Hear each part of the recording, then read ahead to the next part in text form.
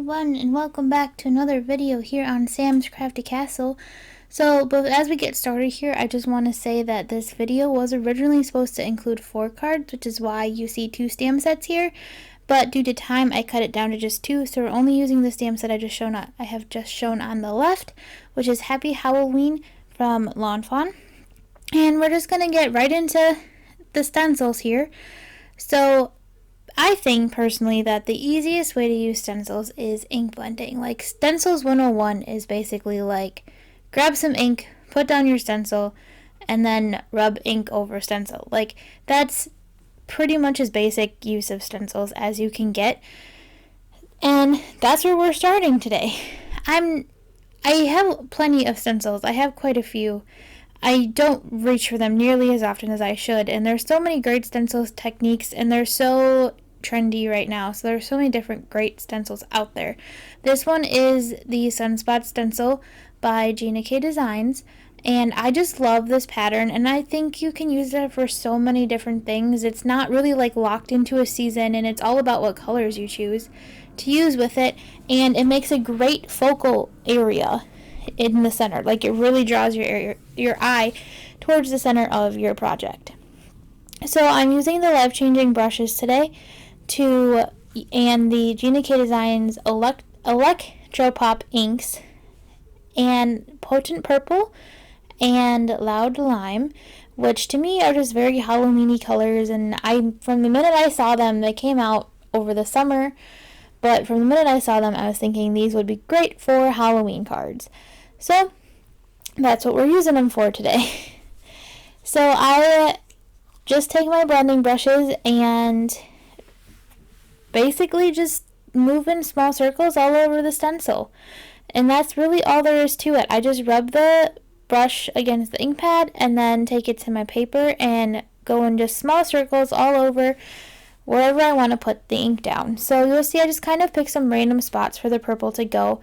This brush is actually a little messed up. I didn't take very good care of it.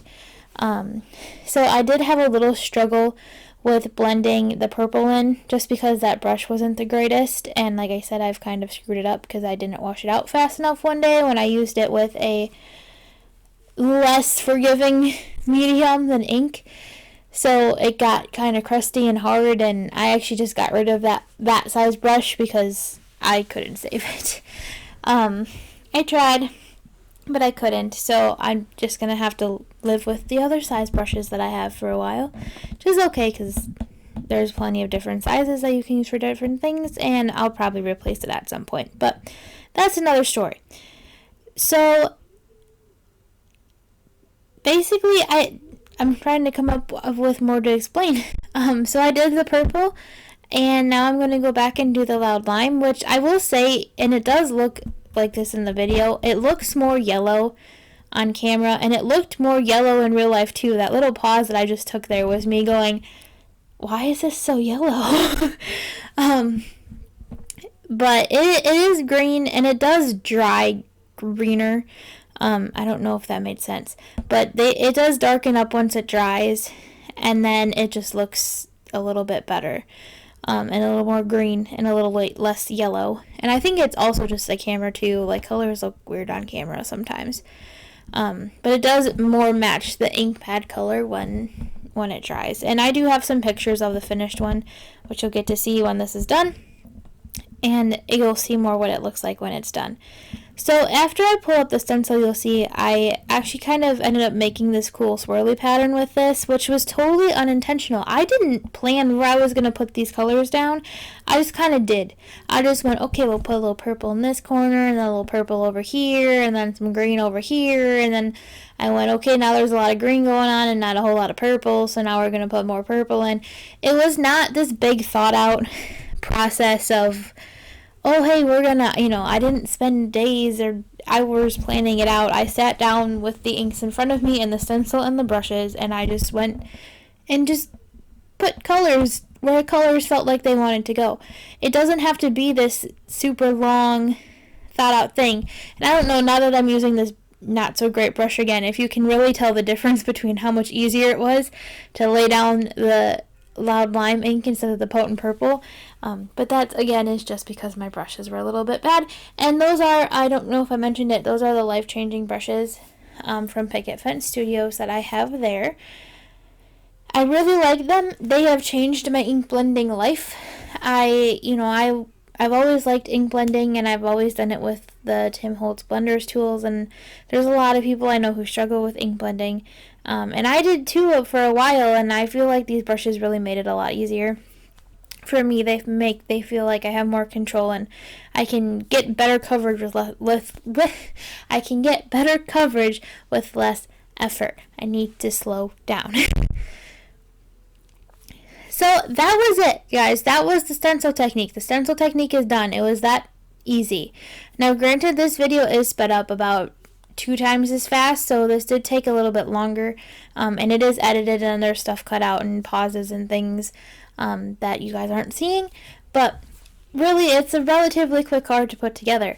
This is just some Halloween paper I had in my stash of stuff, and I just cut that down. I think it's a 1/4 inch border, so that card is 5 1/4 by 5 1/2, and that would be the Gina K Designs Key Lime cardstock. And then I just scored it at, it's a vertical card, so I scored it at 5 1/2. Yes, I scored it at 5 1/2 for a vertical card, and I might have even used her pre-cut tall cardstock too.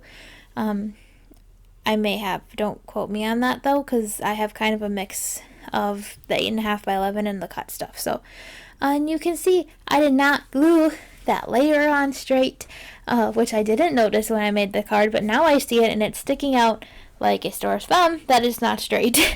So just ignore the fact that it's not straight, and you do better. You glue it on better and glue it on straighter than I did. So, now I'm just going to take the little puppy I colored from the Lawn Fawn set and start gluing stuff on. So I have I jumped ahead, puppies last. I have the Echo Park Happy Halloween die. I really like that die. I was actually looking, I wanted to make this card and I knew I wanted a Happy Halloween die, and I couldn't find something that I liked, and I couldn't find an SVG file that I liked. And I happened to be browsing Simon Says Stamp one day and thought I'd take a look, because, I mean, let's be real, what does Simon Says Stamp not have? And sure enough, I found this die, and I really like it, and I'm really glad I bought it. It's, a great size, and the font's really cute, and I really like it.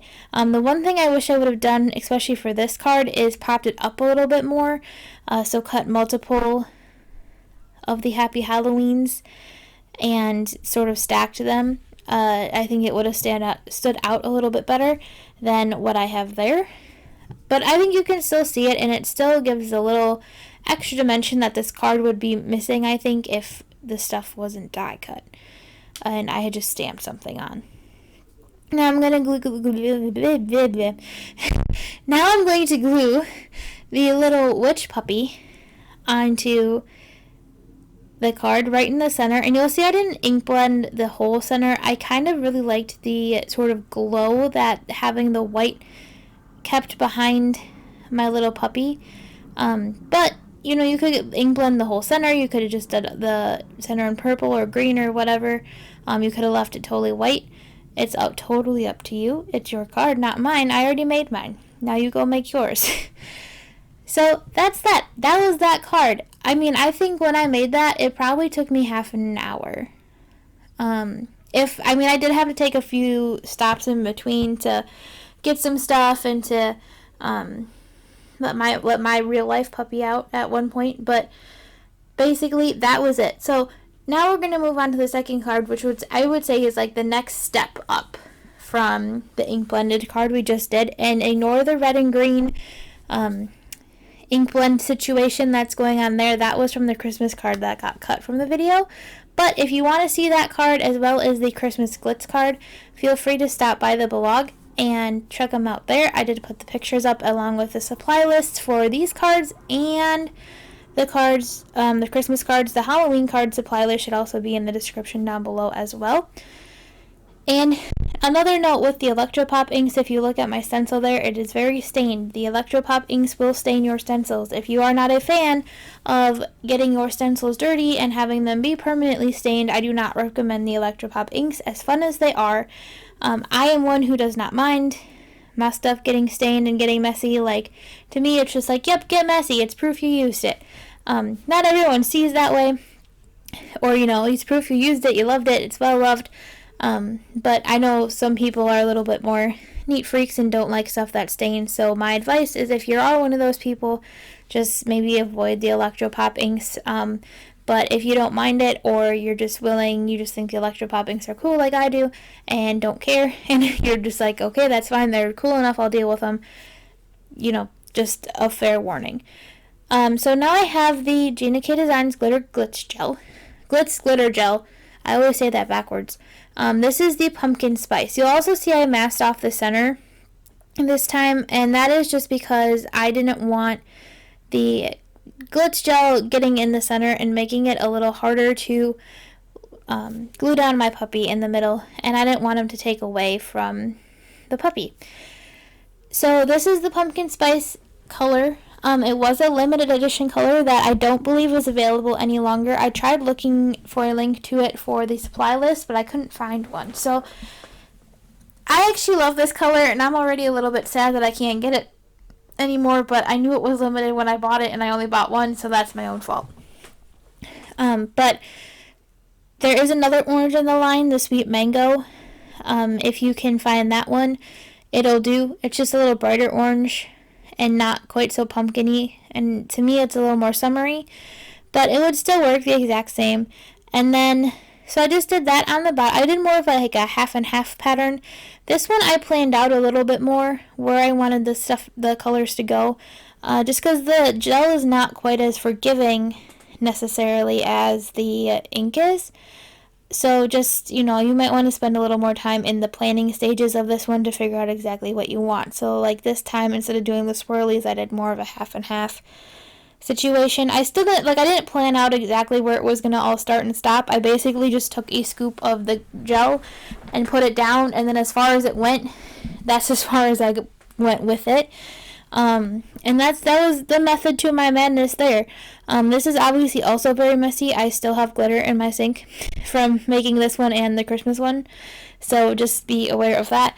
And also make sure you wash your stencil off right away as soon as you're done. Otherwise that gel will harden on there and that'll be really hard to get off. So just make sure you do that. My other tip, because there's a cut here where I took everything to dry, let your project dry.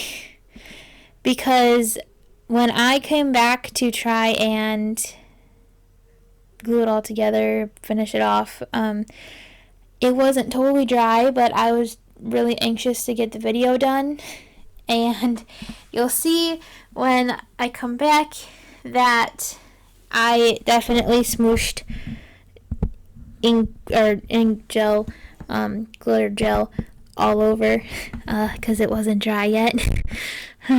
So just don't be me and have some patience and let it dry before you try to glue it down. It did take longer to dry than I anticipated. I left it for maybe half an hour and it wasn't dry. So I would plan on maybe waiting about an hour at least for it to dry. So there is some dry time involved in this. But again, that's totally, it is what it is kind of thing. And if you're mass making these cards, that kind of works because you can work on something else while you wait for the glitz to dry.